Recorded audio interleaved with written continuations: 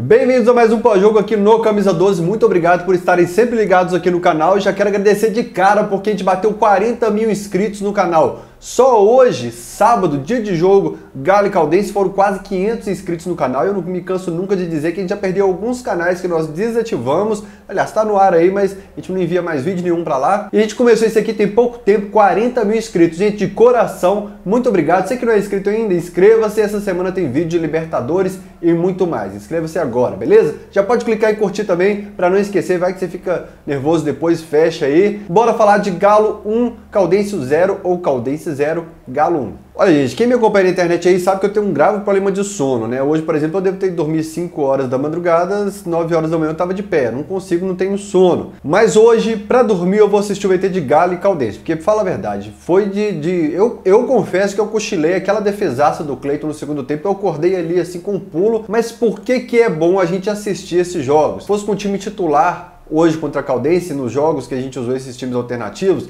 a gente ia ficar sempre com a sensação de que só faltou ritmo para o Natan emplacar aqui no time do Galo. Não só o Natan, ou outros jogadores, ou tipo o Lucas Cândido nunca teve uma sequência aqui no Atlético. Gente, quem nunca ouviu esse discurso de algum jogador aqui no Atlético? Quer ver um exemplo? O Felipe Santana. Todo mundo ainda apostava no Felipe Santana porque ele já foi zagueiro do Borussia Dortmund um dia. É ou não é? Você conhece alguém que defende o Felipe Santana por causa disso? E a hora de saber das limitações que nós temos no nosso time, como por exemplo as que o Alejandro ainda não está pronto para ser o reserva imediato do Ricardo Oliveira, que nós precisamos desse homem de área e talvez nem seja o papagaio, que a gente ainda precisa reforçar esse elenco, é a utilização desse time reserva. E o Campeonato Mineiro tem que servir para alguma coisa e tem que servir para isso. Aliás, para mim o Campeonato Mineiro tinha que ser usado por aquele time sub-23, aquele que o Galo montou, que disputou a terceira divisão do Campeonato Mineiro, tinha que usar nesse Campeonato Mineiro. E eu que sempre passei minha vida no interior, eu esperava a tabela do Campeonato Mineiro para assistir jogo em Ipatinga, Fabriciano, Valadares.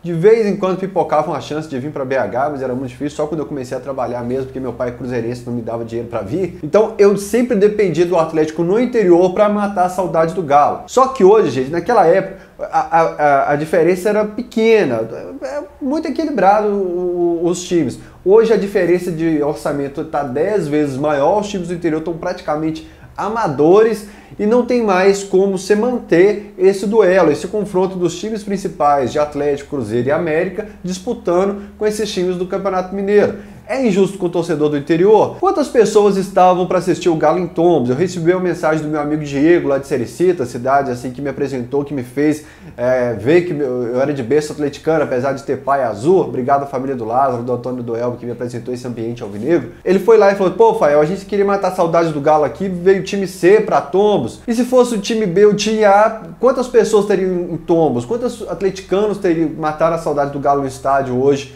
contra a Caldense? São poucos. Muita gente usa esse discurso, mas são poucos realmente. Eu já, por exemplo, em Ipatinga tem autógrafo do Jales, tem autógrafo do Thiago Cavalcante, eu não queria saber, era o Atlético lá, eu pegava meu autógrafo, tirava minhas fotos e matava a saudade. E, gente, o mesmo cara que tá bravo que o Atlético foi com o Daniel Penha, com o Bruninho lá para Tombos, é o cara que ficaria bravo se a gente tivesse que usar o Natan na Libertadores porque nós perdemos jogadores nesses campos do interior. E você acha que campos como esse, por exemplo, que a Caldense mandou o jogo hoje, é difícil você ter lesão de um jogador? Complicado, viu? Eu já falei algumas vezes aqui que eu fui para um jogo contra o RT, aquele 2-2, acho que semifinal do Mineiro de 2016 ou 17, acho que 16 que o Prato estava aqui, aquele que o Prato perde um pênalti, acho que o primeiro da carreira, o Douglas Santos faz o gol, acho que o Cleiton faz o gol, deve ter sido 2-2. Tinha um buraco no meio do campo desse tamanho e o Galo tinha jogo decisivo pela Libertadores depois. Aquilo ali não é para machucar, para tirar o cara de uma semana do campo não, aquilo é para tirar 6, 7 meses acabar com a temporada do cara, assim, dar um pause na carreira dele. E para o RT tava tudo muito bem, tava bravo, que o jogo não começava, que tinha condição sim do jogo começar, o Atlético não, o Atlético falou, pera aí, eu tô com o meu time principal aqui, não tem condição, o vestiário já não tem condição de me receber, agora esse campo aqui não, pera aí, vocês vão resolver isso aqui primeiro. E de certa forma, não que eu quero defender, eu vou dar uma descascada nesse time que enfrentou a Caldense hoje, mas a Caldense já sabe até o kick da bola, o campo duro que ela tem, que vocês já repararam que a bola não corre no Campeonato Mineiro nos jogos anteriores, que ela vai quicando, assisti um jogo do Vila Nova esses dias, a bola ela vai quicando, é um campo duro, é um campo parece que até desnivelado, é uma coisa horrorosa. O Náutico, por exemplo, quando ele usava os aflitos, ele tinha um macete daquele campo ali, depois que o Náutico parou de usar o campo ruim dele, ele perdeu uma certa vantagem que ele tinha contra equipes grandes que iam visitar o Náutico lá em Recife. Então qual é a vantagem de você levar seu time principal para lá? De certa forma nenhuma, você ia cansar o time aí contra o Danúbio, o risco de lesão. Teve um jogo contra o Atlas que a gente foi praticamente com o time B, C para Libertadores, que nós lesionamos uns 4 caras antes, assim. Eu lembro que tinha André Bebezão nesse time, acho que o Lucas Cândido no lateral esquerdo, nós perdemos pro Atlas de 1-0 no Independência. Lesionamos todo mundo no Campeonato Mineiro. Wi-Fi, você tá falando que os caras lá podem lesionar então, os caras do time reserva? Não, mas a gente precisa conhecer esses caras melhor com o peso da camisa do time principal e essa é a hora. E um ponto positivo de um cara que a gente está conhecendo melhor. A gente sempre pediu, assim, de certa forma a turma até batia, era injusta com o Vitor, para um substituto para o Vitor. Eu sou puxa-saco do Vitor aqui, você sabe, eu sempre defendo ele. Só esse ano já salvou a gente numa lista. Não apareceu a turma que fala que o Vitor falha todo jogo, não. Mas já apareceu uma lista de jogos que o Vitor salvou a gente. Mas a gente eu sou a favor desse discurso que a gente precisa achar um substituto para ele, começar a preparar esse substituto. Eu não sou a favor do discurso que não dá mais para o Vitor ser goleiro do Galo. Isso é para mim alucinação desse pessoal. Mas temos sim que preparar. Só que o Vitor era fominha. O Atlético fazia 60, 70 jogos no ano, o Vitor estava em todos eles. Acho que em 2015 o Vitor não perdeu um jogo na temporada, uma coisa absurda. Só que agora o Vitor começa a querer curtir a filhinha também. Pô, ninguém vai viajar para Poços de Caldas, só eu vou. Antigamente ele ia, hoje não. Mais uma vez, o Cleiton foi o goleiro do Galo, é um goleiro que sabe sair jogando com o pé. Aliás, a base do Galo antigamente tinha muito disso, o Wilson também era muito treinado com o pé para sair jogando. E o Cleiton também tem essa qualidade. O Vitor a gente sabe que com o pé, meu irmão, não taca no pé do Vitor não. É até a justiça eu dar uma cornetadinha no Vitor, mas como eu sou puxa-saco defensor dele, o Vitor, quando faz aquelas reposições que ele bica para a lateral do campo, direto para a lateral, ô Vitor, mira o meio campo que você acerta a lateral, tá certo? Enfim, o Cleiton, eu acho que é o principal aspecto positivo desse time, que a gente já começa a conhecer o Cleiton. Dá para o profissional, serve, consegue acompanhar o ritmo, o peso dessa camisa, o peso da responsabilidade. Começa a perder a ansiedade, que ele, até nos primeiros jogos dele, que ele estava um pouco ansioso, errou uma saidinha de gol, acho que em 2017 e tal, que foram as primeiras chances dele. Perde agora um pouco dessa tensão, gente. Isso é importante demais para jogador. Poucos jogadores têm disso. Um cara que eu conversei com o Milagres, esse Milagres foi goleiro do Galo, ele era técnico da base do América e falou assim, um cara que eu não via sentir pressão quando passava de categoria para outra era o Richarlison, que está no Everton hoje, até hoje. Os caras falam que ele chega na seleção brasileira como se estivesse jogando no time do bairro dele. Mas alguns caras sentem, e aí você precisa colocar os caras para ver se ele vai sentir essa tensão inicial ou não. Então, para mim, o principal aspecto positivo não é o Jair, não é dar ritmo pro Vinícius e tal, é o Cleiton, porque eu tô pensando lá em 2020, 21, 22, pro nosso futuro goleiro, que um dia ou outro, infelizmente, meu irmão, o maior goleiro de todos os tempos desse clube, vai ter que parar. Claro que ainda vai continuar funcionário do clube se ele quiser, mas uma hora ou outra ele vai ter que parar. E não pensando em terça-feira, mas pensando no futuro, eu gosto de ver o Cleiton em campo, apesar de queria sempre o Vitor para bater os números que eu gosto, 400, 500, 600, 700 jogos, eu gosto disso, mas 10 na temporada não vai fazer falta pro Vitor não.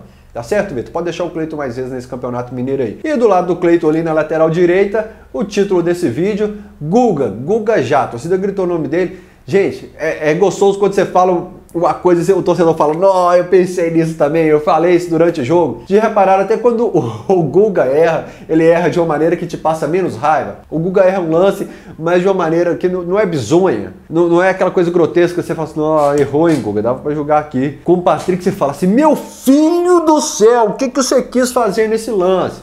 Eu acho que tá cada vez mais, o encontro Guga e a titularidade está cada vez mais perto. Claro que existe o fator Levir Coupe, que talvez seja o presidente do fã-clube do Patrick nesse país, mas eu acho que a pressão, que chega uma hora também, né, gente?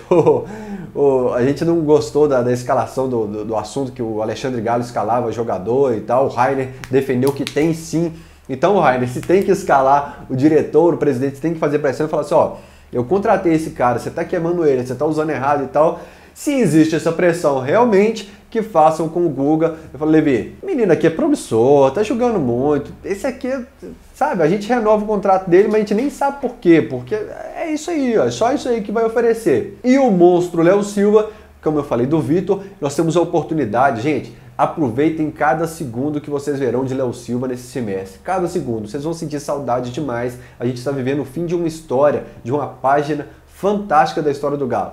É um cara que eu, por exemplo, sempre ouvi a história do Luizinho. Nunca vi o Luizinho jogar, mas sempre ouvi a história do Luizinho, que jogava demais, que era muito... Nós vamos ser chato. neto, eu não sei se eu vou ter neto, então não tô fazendo em menino, mas assim, com criança no futuro nós vamos falar assim, vocês não viram o Léo Silva que era zagueiro, fazia gol, desarmava e tal. Curtam cada momento, esse líder, esse monstro que vai coordenar a nossa base ainda em 2019. Léo Silva, obrigado por tudo, meu velho, show demais. E no meio campo o Jair, que estava fazendo uma boa partida. Assim, a gente vou falar desse meio de campo que não consegue trabalhar a bola, não consegue sair jogando, e a culpa não é só do gramado duro, desnivelado e tudo mais, mas foi expulso. Gente, vocês acham que se fosse Atlético e Corinthians, depois de expulsar o Jair, o árbitro teria dado aquela expulsão do cara da Caldense?